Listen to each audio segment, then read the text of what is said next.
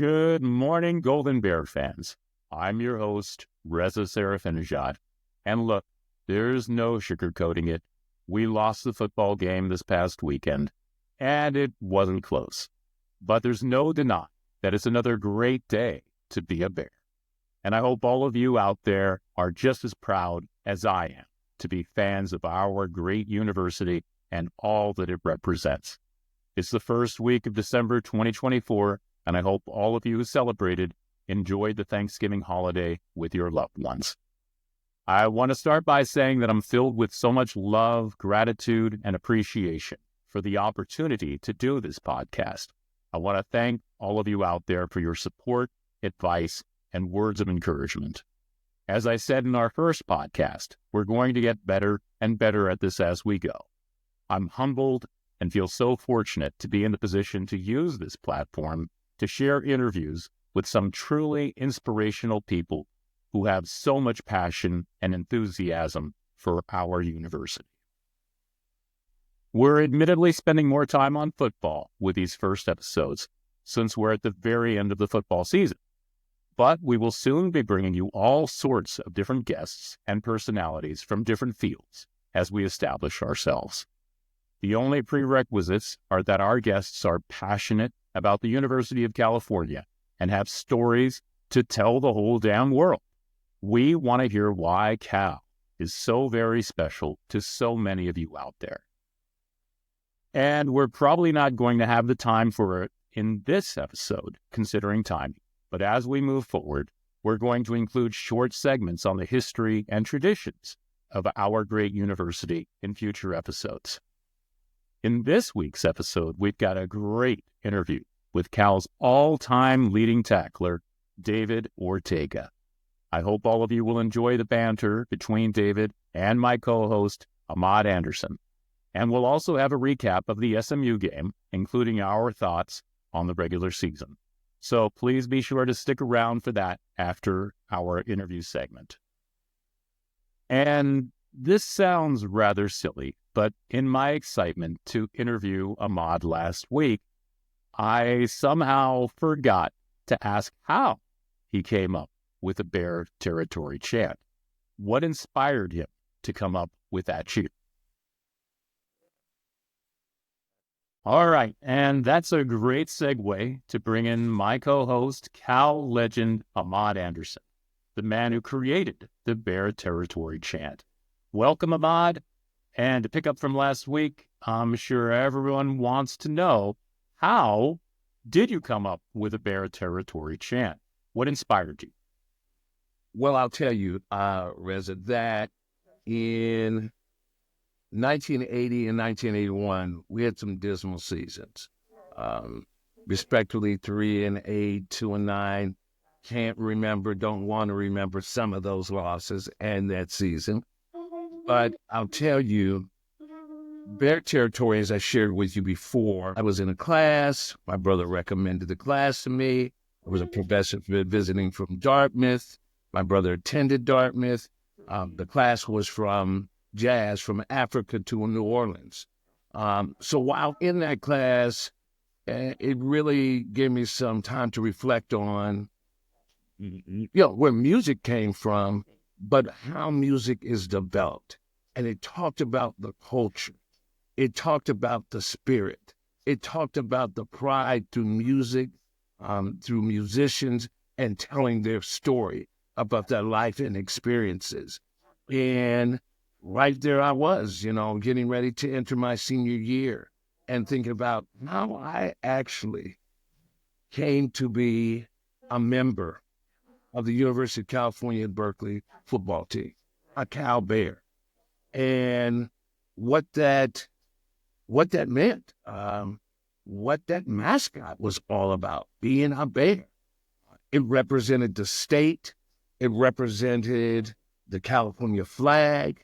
It represented everything I had become, from a baby bear walking on the team to a guy now who was a starter and really wanted to exemplify that in as many ways possible.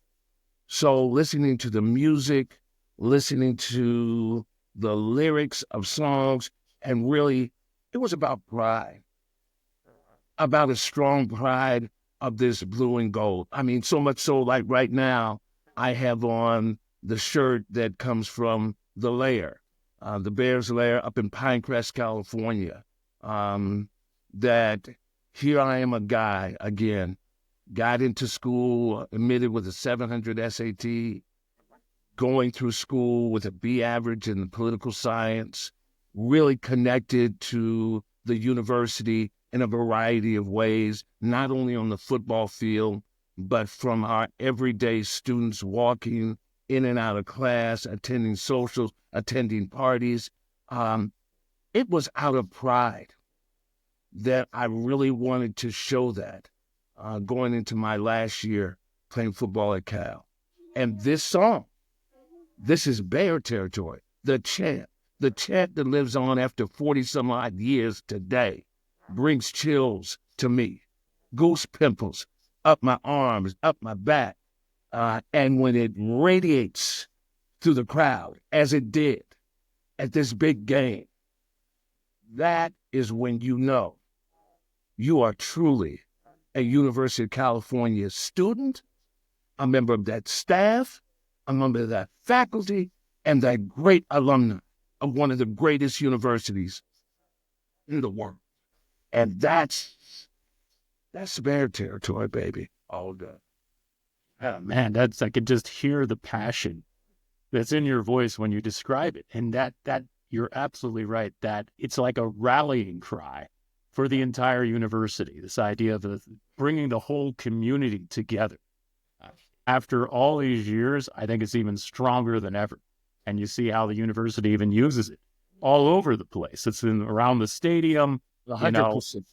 Such a tremendous source of pride that we have you to thank for coming up with that. And thank you so much. Really, it's such a great story. And I'm sure our listeners and viewers love hearing that from you firsthand.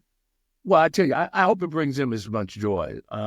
It does to me. I listen to the band as they march up from Sprout Plaza all the way up to the stadium. When they get into the memorial, when the yell section and rally committee is yelling that out, Oski is moving and bouncing around. And now here I am, that same guy who earned his way into being admitted to the University of California, Berkeley. And I'd be remiss without mentioning this part, that now I am on the board of directors for 500,000 plus strong for the Cal Alumni Association. You can't make that up. I mean, maybe someone out there's a book deal. I don't know. But I'm just saying that should be inspirational in its own right? But I'm blessed to be able to be alive to tell the story, to tell the whole damn world that this is how it became Bear territory all day, every day. So I appreciate you as my friend, as my little brother, as my co-host here, to be able to share this. And I'm hoping that we inspire others to tell their story. Again, to tell the whole damn world about that Bear territory moment for them, not only as student athletes, but professors and staff that we'll have on here as well, to really exemplify and share for us that personal moment that just pounded blue and gold. I mean, that is such an inspiration. Thank you so much, Ahmad. And now let's bring in David Ortega, the man who epitomizes what it means to be a sturdy golden bear. David, or Shark, as I like to call him, is Cal's all-time leading tackler. He racked up an astonishing 525 tackles at linebacker between 1986 and 1989, and also had 6 interceptions in a single season. He's been very involved working behind the scenes at the university ever since his playing days. Welcome again to the show, Shark. Thanks for welcoming me back. I'm happy to be here. Happy to be part of the crew. And, right off the bat, you got two Cal legends here. How did the two of you first meet each other? Well, I'll start off. I was the academic advisor for student athletes from 1980 to 86. Initially, from the history of Cal Athletics, it had been housed in the athletic department or connected to the athletic department, specifically run and managed by those they had hired to be the academic advisors. In 1984, Mac Lech, Vice Chancellor Undergraduate Affairs, said, we are having some challenges with making sure that folks are graduating. But it wasn't just about the graduation, it's about engaging with the rest of the campus and the students and really be immersed in what it was to be a part of the Cal Berkeley culture.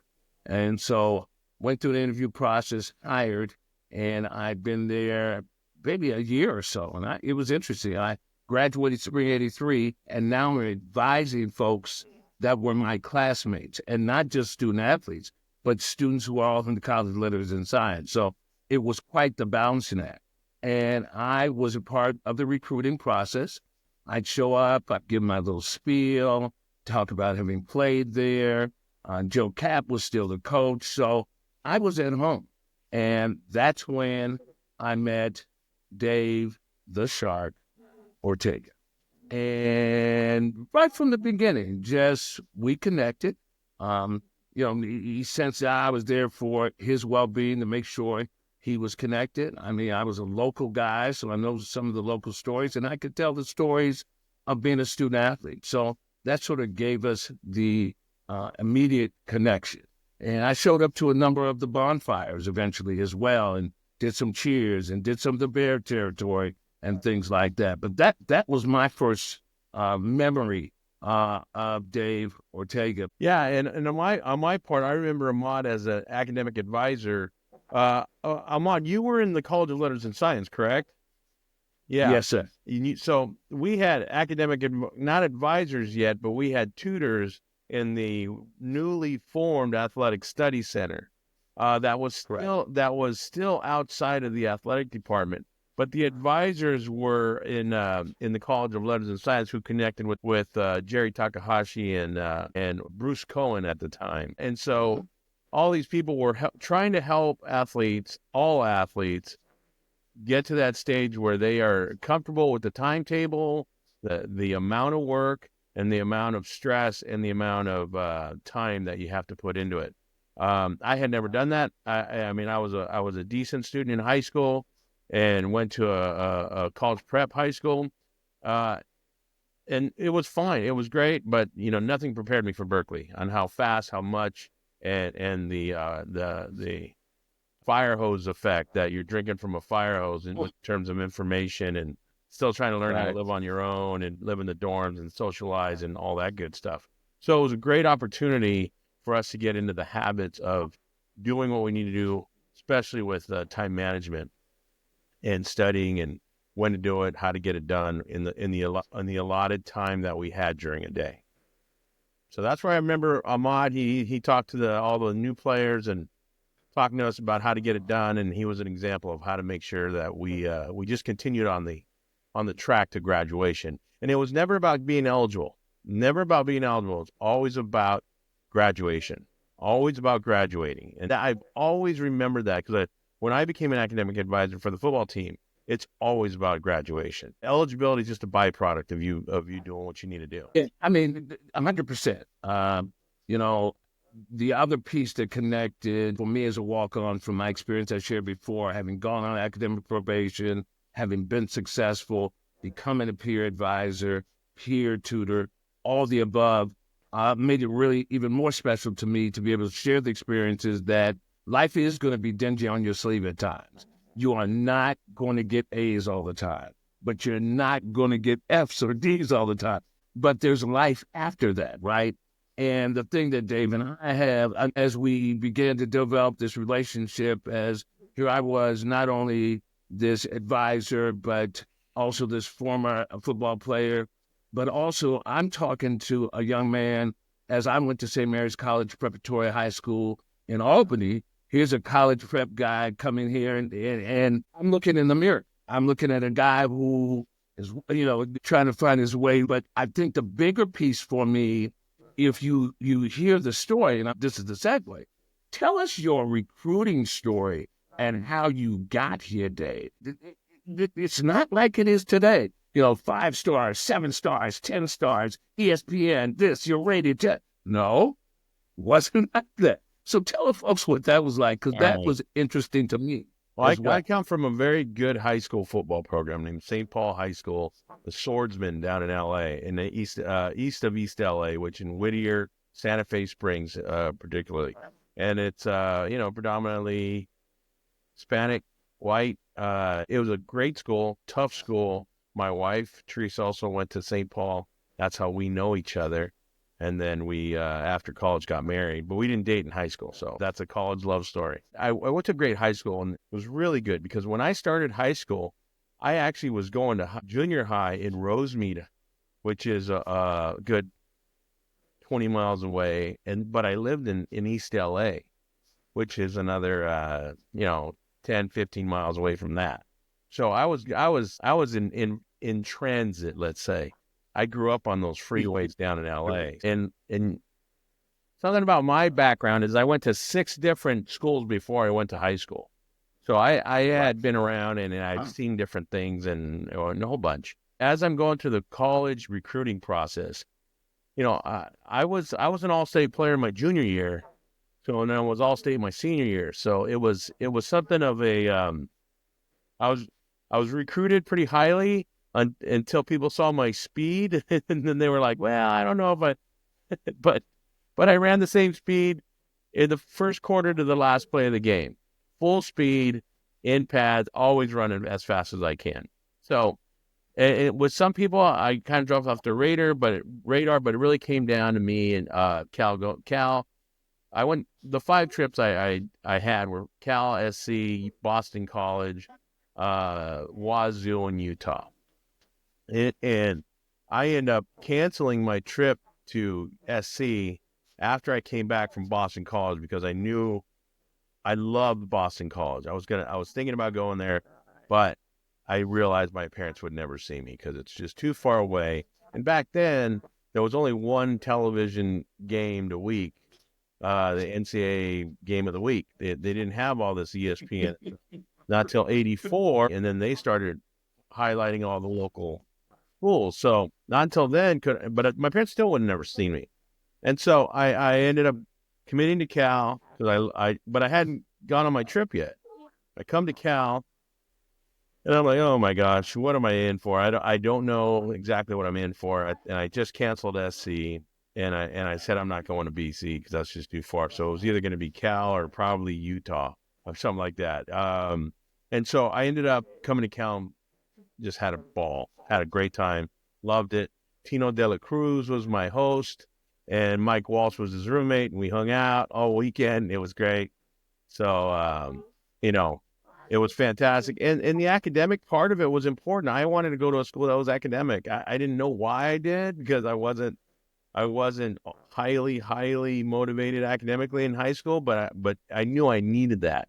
So I did it. It came, and I really, really enjoyed my time at Cal, and I became a history major. I love history, and I love delving into those time periods and learning from where we come from and how we do things, and realizing all the consistencies between the eras. So that's a whole nother story. But I came to Cal, and I started out 2.0, and I worked my way and eventually got into the 3.0 range and worked my tail off. So, but that was all while playing football. And back then there was no limits to practicing, so we practiced about 40 hours a week.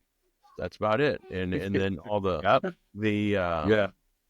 strain and the wear and tear of going to lifting weights and playing football. And then in football in the spring, that was just 3 weeks, 3 or 4 weeks of just straight football. They didn't have rules back then on how much you could and couldn't practice. So we practiced a lot. Let's just put it this way.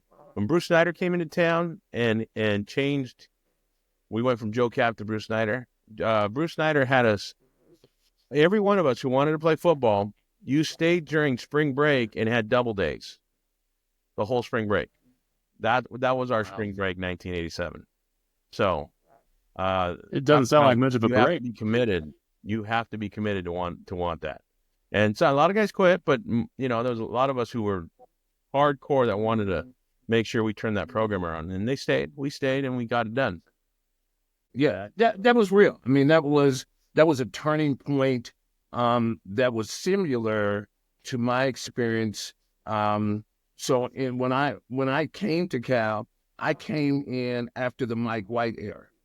And so there were a lot of junior college players still left over. That was a lot of why Cal's Pac-10 and Pac-8 champions and got bumped, not going to the Rose Bowl. We're not going to tell why that happened, but boo on that school.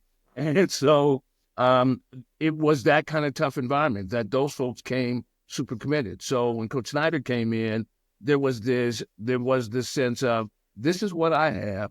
I have a great group of players. There's this opportunity for them to be a great team. And I'm going to find out who's really loyal, who's committed to this game, committed to get it done, not just on the field, but in the classroom as well. Coach Snyder understood the rigors of the academics and going to Cal. He was just that kind of man who happened to be a coach and really took a lot of pride in getting folks ready, because he knew when summer came and we got into the fall that my working with the student athletes and preparing them, they're going to have to manage that. They were going to have to find that emotional intelligence, right, to mature enough to say, this is what it is to be in big-time football at the University of California, Berkeley. And everybody didn't experience that. But I'll tell you that there was also another coach, players coach, that Dave and I had a great relationship with, and we're still close to the family as well, is the great Joe Cap. Dave, tell them the kind of guy Joe was. I mean, Joe was like another dad to me, or the crazy uncle, the wild uncle, but nothing but love. Thanks, Ahmad. That Joe Cap is the reason why I went to Cal. He flat out is. He is the guy. Yep. He comes to my high school my senior year. He talked at our banquet. He was recruiting me and another kid from our high school, Ray Villalobos. And he knew it's mostly predominantly Mexican, Hispanics, and and so he had some loafers on, and he says, and this is the type of guy he was in certain crowds, and he takes his shoe off and he goes, my name is Joe Cap. My mom married a German in the area, and he said, but I go by Joe Cachucha. And so everybody's laughing in the crowd, and so he takes off his shoe and he raises it and he says, "Hey, everyone tells me these are my loafers." He goes, "But these are my huaraches," and everybody just starts cracking up, right? So he leaves a big impression with all the parents and everybody, all the administrators on campus and what have you. And so then he's recruiting me, and he comes to my house and he's talking. He's there with Rod Marinelli, and we're in the house. We have pan dulce, we have coffee for him, we have Mexican chocolate if he wanted, and we're just having a good time. And Joe Cap gets up and says, he always used to put his hand like this. He'd go, "Mr. and Mrs. Ortega, I want your son to have a scholarship to the University of California, Berkeley. It's the center of the universe. This is where it all happens. We love Berkeley. Berkeley is the center." And he talks about it and everything. And me being young and naive, and I was like, "Coach, everything you said and everything Coach Marinelli has said has been awesome. Everything's great. I love Cal." I go, "But you guys only won 2 games last year, lad. And I want to win. All I want to do is win." And he stood up in my living room and he yelled at me. He goes, "What the hell do you think? I'm recruiting a bunch of losers? How dare you talk to me like that?" He got right in my face. My dad and I stood up in the living room, and we're kind of like rah, rah, rah, talking. And then Marinelli's sitting on the couch over there going, not again. And so Right, lo and right, behold, right. I called them up the next day and committed to Cal. I said, a guy could yell at me in my living room is a guy I can play for. And I kid you not, that was real and very animated. So it was cool. But Joe was so committed to our school, and that's where I get that from. Yeah. It rubbed off on me. It taught me a lot about who we are as people, who we are as people, to be to be a grinder, to be a Cal athlete is one thing. To be a great Cal athlete and be committed to the training and the studying and the research and all that stuff. Writing my thesis my senior year was easier because I didn't have any spring practice because I was getting ready to play for the Rams, and I was just like, oh, this is great. I can actually have time to write a paper like I want to. So, that type of stuff, it stays with you. And I have projected that to the students that I've been in touch with after I graduated. I mean, I just saw Aaron and I saw Deshaun and all those guys, and so many of them come up to me and just say, thank you, Dave, man. You really pushed me through those tough times. And it's just because I know what those tough times are. They're going to stop. You're going to get through it. You're always going to get through it. And I want to remind them of that. But then again, I don't want them to be lazy, so I kind of have to sometimes give a big push on the backside to get them going. And so those guys have appreciated that, but they didn't tell me until 20 years later, because in the time period, I'm just a big thorn in their side. But that was great. That was my role. So I appreciated that and I enjoyed it. And I love giving back to the university. And what I'm doing now in terms of with parents, I'm the director of parent services and communications on campus. And what I do is like to talk to parents and talk to them about how they are going to help their student get through Cal, not do it for them, but allow their students to grow, allow their students to fall, allow the students to pick themselves up and gain and learn how to get through adversity. So, one of the greatest things about Cal is that the students are resilient, but they're resilient because they're given an obstacle course to get through, and you have to get through it. If it was easy and very simple and you walk down the yellow brick road, our students would not have that edge to them. They have a great edge. Now, I wanted to say one thing earlier, Ahmad, about our academics when I was in school. It was brutal. I think our graduation rate was only like 67%, 68% for the regular campus. That's right. And the athletes had a higher graduation rate than the regular students because we had the tutors and the advisors and all that. But prior to, I want to say, I forget what chancellor, I think it was Bergeneau, that they decided to really put a lot of resources into student services to try to make sure that it's not killing these kids, because when we were in school, it was a badge of honor to graduate from Cal. Not a lot of people graduated. A lot of people, went to Cal but didn't graduate. But to graduate was a badge of honor. Now I think they finally have talked to the professors into not everybody grades on a grading scale, on a curve anymore. And so there's a lot more student-friendly ways for students to get through Berkeley. And I think that's awesome. So I just wanted to say that. I want to make sure that, those who are watching understand that, yes, it's still Cal and it's still hard, but people are graduating at a very timely rate at Berkeley these days. Yeah. I'll tell you, Athletic Director Knowlton just posted that we're at the 95 to 98% graduation rate for our student athletes. Let me share with you, when you receive a blue book on your final, it doesn't say, hey, over to the right here, this is for the student athletes. This is for the affirmative action students. Here's for the regular students. No, one blue book as one for all. Degree says University of California at Berkeley, whatever department there is.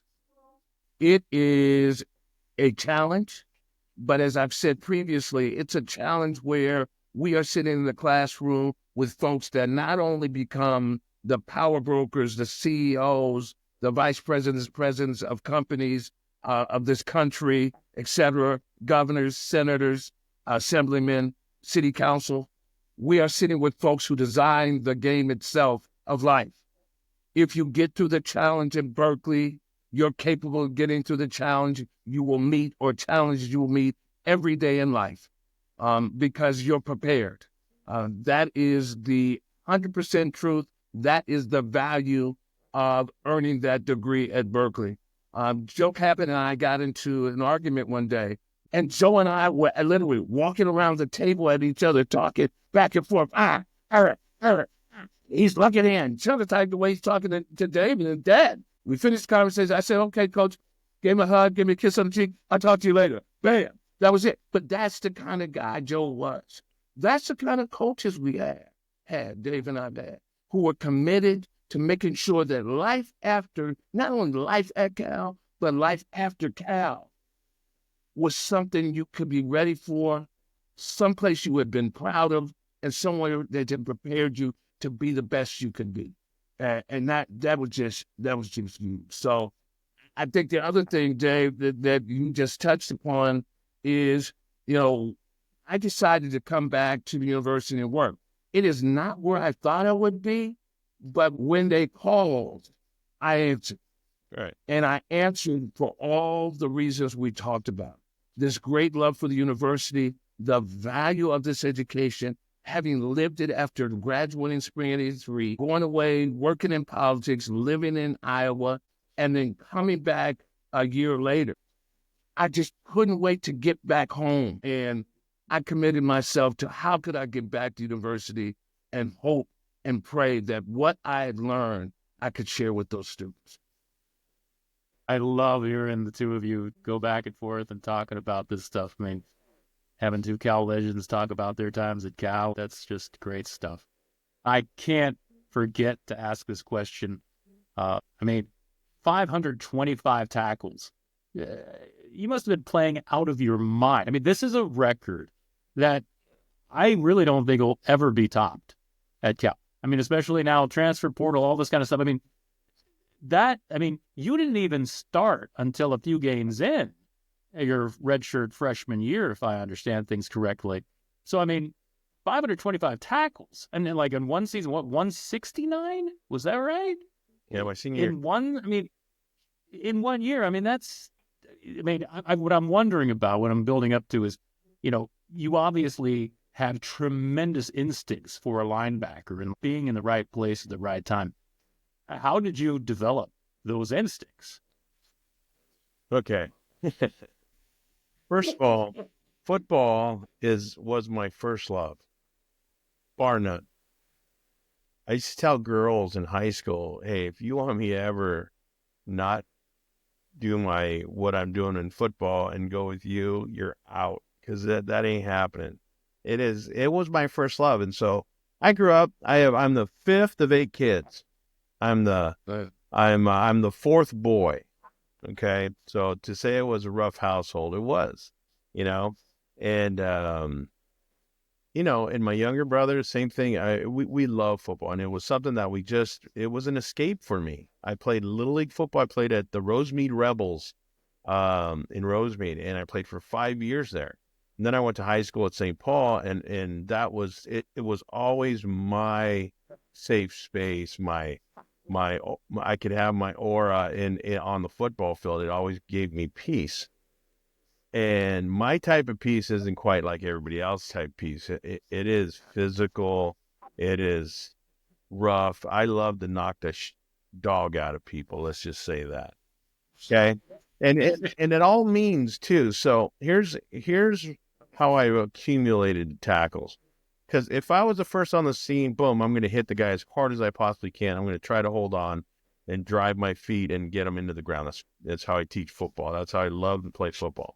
But also, if I just had a chance at grabbing an ankle on the other side of a player where I kind of had a little bit of a thing, I would do that. I would dive. I would grab ankles. I would pull. I would do everything possible for me to make a play. I should tell, my secret to success was always this, is I try to learn as much football as possible. And I read linemen. I was a big lineman. I could read linemen, and I would play linemen because there's no fakes. The big guys have to go where they're going. The running backs, they're all liars. They're running different directions. They're trying to fake you out. But the linemen will show you exactly where the ball's going. By their second step, I knew where the ball was going, and I would go get it. That's how I played the game. And then in the pass game, I did the same thing. I had 8 interceptions. I was on the top 10 for Cal for interceptions up until recently. So I knew how to read patterns. I know how to, I knew the concepts of where they're going. So, and it's so great when you're a big lug linebacker where they don't think you can get there, and then you get there. That just pisses quarterbacks off. And that's fun for me. So in terms of being a football player, I try to learn football as much as possible. When I was a kid, the only thing that motivated me to read was football books. I read Walter Payton's book. I read Gale Sayers' book. I read Dick Butkus's book. I read Roman Gabriel's book. I read all these guys, So I was a history buff of football. I wasn't necessarily a history buff of ancient Europe. I was a football junkie, man. That's just what I was since an early age.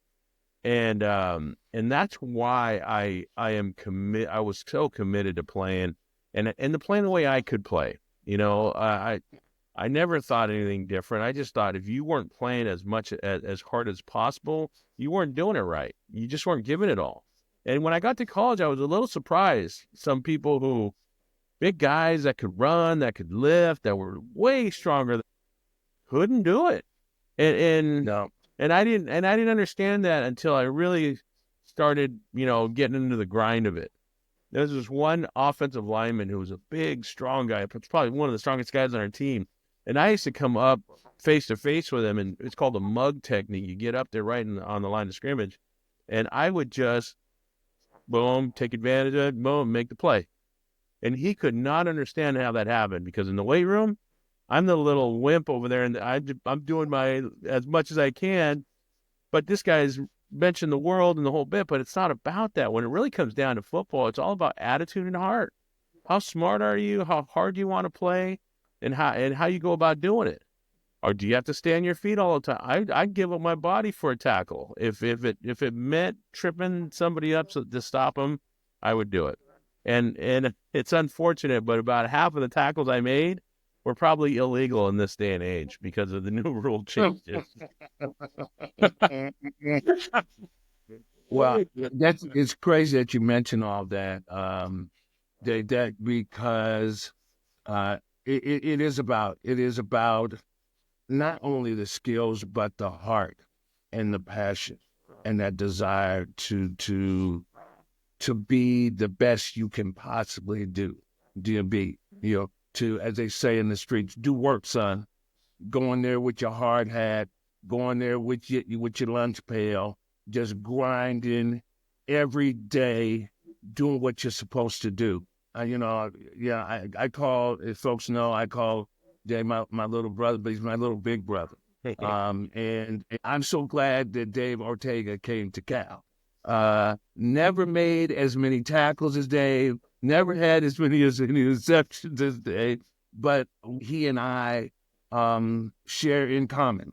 Another thing in common, as if you see the timeline, the college prep school, working with student athletes, coming back to work on campus, being part of some great teams, having been captains, we both have been honored to be known as the most inspirational players of our teams and receiving those awards. And,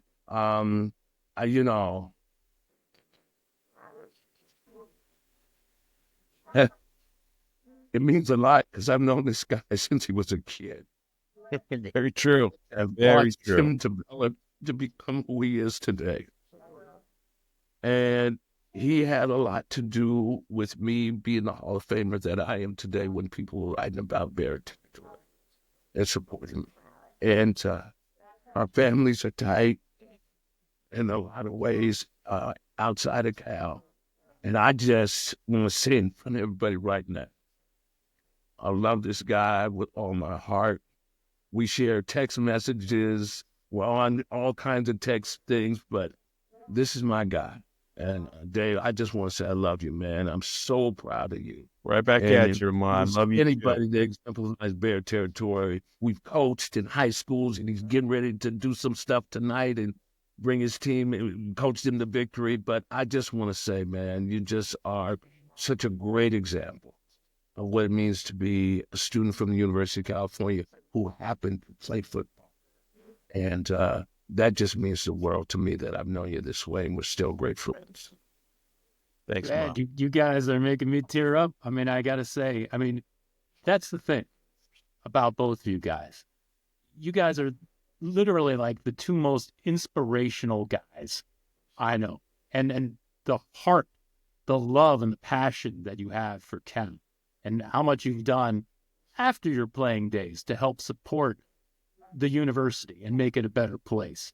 I can't say enough. I mean, you've inspired me to remain active and involved all these years behind the scenes with the athletic department. It's because of you guys. And I got to say, in particular with Shark, I mean, I was always struck because I came onto the scene at Cal in '89, and I remember seeing him play with this ferocity.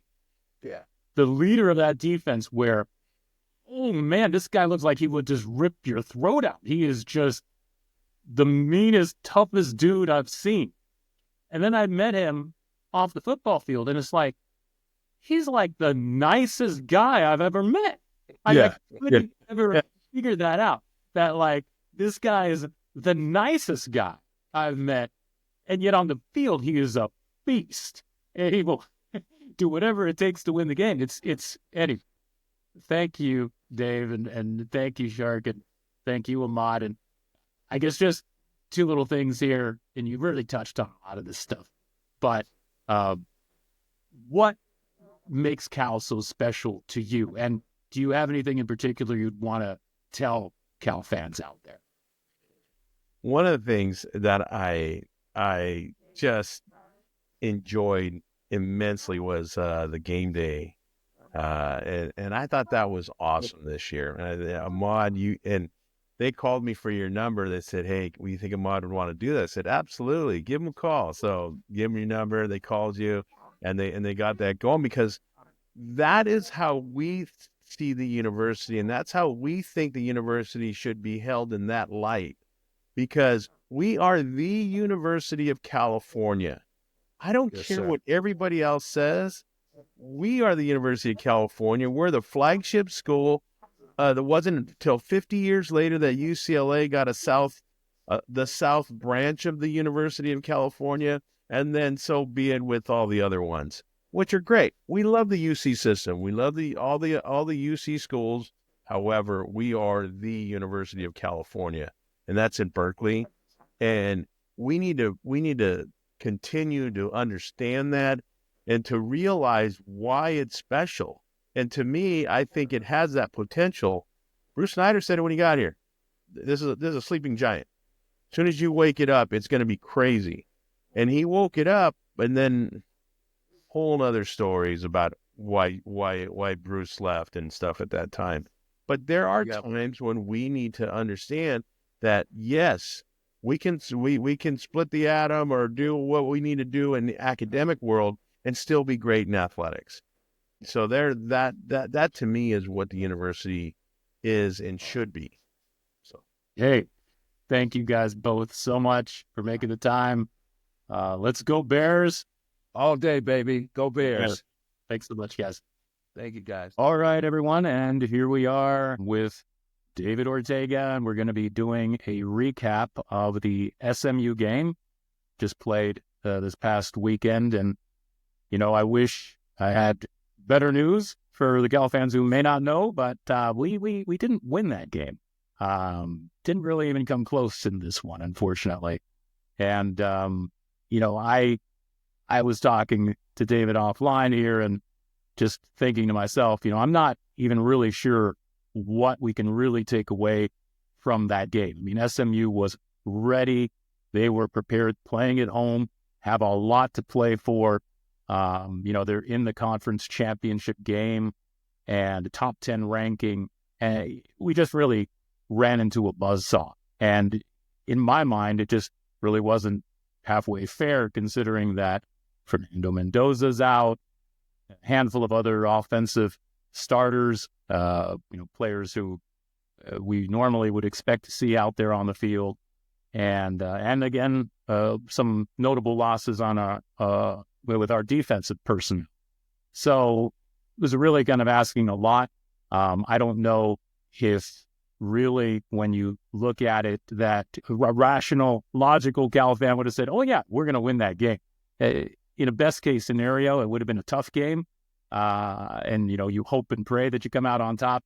But, obviously the score left a lot to be desired. And I just feel like there's not much we can really take away from that game.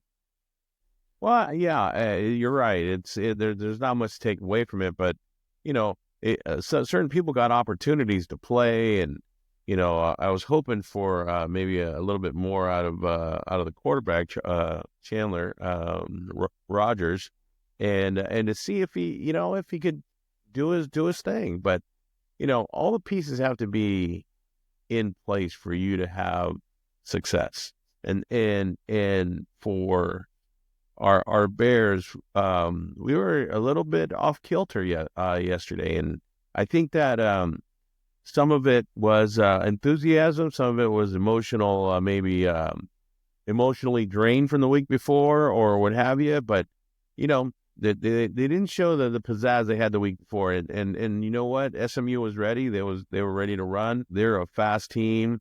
They got up 21 on us immediately. And then we held them for a good while. They didn't score. They didn't have very many yards.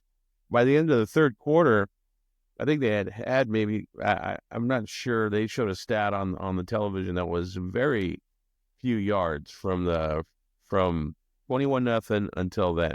And so our defense kind of started feeling more at home. Our offense just never got on track, and that was unfortunate. We missed some linemen too, like Brandon Morrow and a couple of those guys, and that's a tough deal to get over with that good of a team. If you don't have solid offensive line play, where you could have all the greatest playmakers in the world out there, and if you can't give the quarterback and running back, if you can't block and give them enough time, then it makes like you're sledding uphill, unfortunately. And that was especially difficult in this game against SMU because, losing a couple of starters, I mean, that's really asking a lot. Rez, I hope you've heard this before, but offense and defensive lines win championships. They're the ones that, if you win that battle, right, you can win the game and win a lot of games if you can win that battle. So here's to us fortifying our offensive and defensive lines. I really hope that we can fortify that, along with some of the other recruits we're getting. Yep. No, absolutely. And I think, you hit on it exactly right. Those are the unsung heroes for the team. They don't, get the glamour, but, heck, if you have a good line play both ways, that's going to go a long way toward, deciding how many W's you're able to hang up on a season. So, and, with that being said, I mean, I think it's probably a good idea to just talk a little bit about the season as a whole and kind of just, overall impressions of where we ended up after the regular season. And, I know there was a lot of optimism that a lot of Cal fans had, myself included, that we would be better than our final record shows here at the end of the regular season. And my goodness, we had to absorb gut punch after gut punch after gut punch there in the middle of the season with those 4 losses by combined 9 points. But, despite that, the team is still bowl eligible, is still bowl eligible. And we beat our rival for, oh, by the way, the 4th year in a row. There are some notable programs out there that can't say the same thing. Top of mind, you got Florida State, you got Wisconsin, North Carolina, Auburn, Kentucky. In Kentucky, I guess, had a couple of 10-win seasons recently and slipped to 4-8 this year. and oh, by the way, pays their coach $9 million a year. And even Ohio State, if you can imagine that, they didn't beat their arch rival. Okay, so I know I'm reaching for that one. But Utah and UCLA, they're not going to a bowl game. These are other programs that, we can say, hey, we at the very least are going to a bowl game and we beat our rival. And, I come away feeling damn proud of that team and how they stuck together and battled and gave it their all. So, I'm going to just kind of feel like, hey, in the old days, the last regular season game was always big game, and that's the way I'm going to remember the last game of this past season. Well, I think there's so many great things happening with the program, and I really believe that we are on the upswing, and you know what, it does for those that stick to it. As Bruce Snyder used to always say, he said, "Those who stay will be a champion." Those who stay. You look at Utah with Whittingham. He was there a few years where they weren't really quite doing what they thought they would do, and then all of a sudden, boom, it happens. But if you don't have the foundation for that, you're not prepared for that. So you have to prepare for the winning, and I think that Justin Wilcox has done a great job with our program. I think he has he really creates an environment where kids will want to play. It's not a superficial experience when you come to Cal. It's not like everyone's going to hail you as a conquering hero all the time, but that's not really what you want. You want to be able to do your job, and you want to be able to have some time to yourself, a little bit of time to whatever you're doing on campus. You're going to need to do that as well. And so there's not. I sincerely believe that it's a real experience when you come to Berkeley. It's not superficial, and it's not a fake degree you're getting from Cal. So there's that value too once you're done with football, which will be 50 years that you're going to live your life, that you're going to be more just a Berkeley graduate than you ever were a football player. I'm living that life right now, and I enjoy it. It's fun. So I'm excited. We're at another bowl game. I think it's his fourth bowl game since Justin's been here. And we're a really good team. We need a couple more guys to get us over the hump.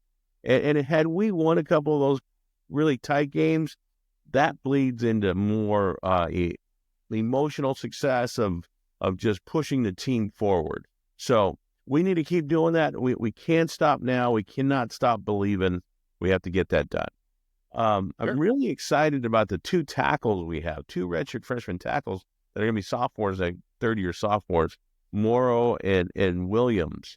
And they both are good, really good players, and they're big, and they have great feet, and they can move really well. So I want to make sure that those two know that that this is their spot, and we love having them here, and we would love to see. I want to see that. I'm really excited to see their progression next year as one's Williams, I think, is the right tackle, and Morrow is the left tackle.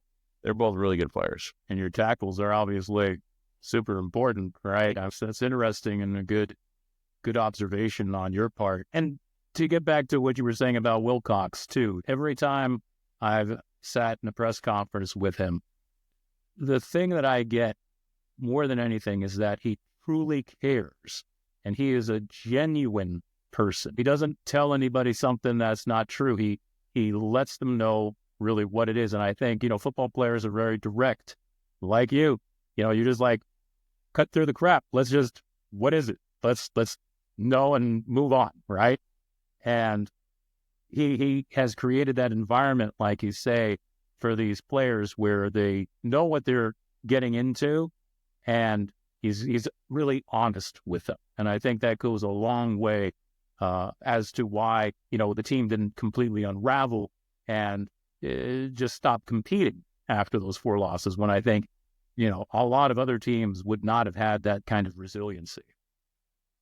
Yeah, I think Coach, lays a good platform for the students, for the staff, on allowing them to do the things that they need to do to be successful. He's not trying to bully them in any way. He's giving them the option of, hey, I want to treat you like a man. Grow up and go do your thing. Go do the things that are going to make you successful. And if you do that and you're successful on the field and you're successful off the field, we all win. It's all good. I mean, think about that reunion of the 2004 football team that just happened the other day.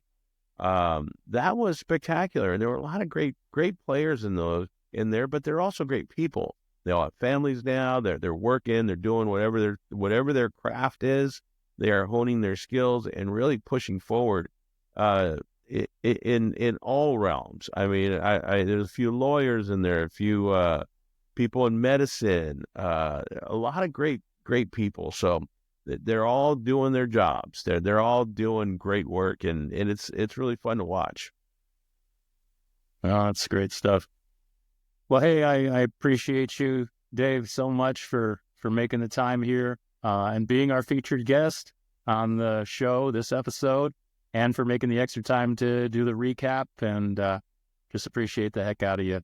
And thank you so much for being such an inspiration as a Golden Bear. You certainly inspired me way more than I think I've ever told you. So thank you so much. Appreciate No worries. I always believe that you pay it forward and you do stuff for others who have treated you well, and you've always treated me well, rather than I hope that I've treated you well.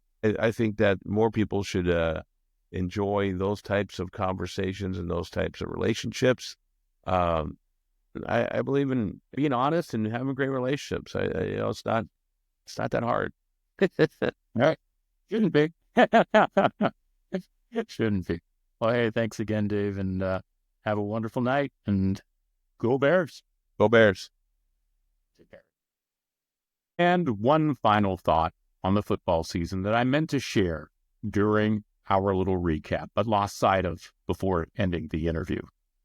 Look, I've never played tackle football, and certainly can't claim to know anything compared to so many other much better qualified people.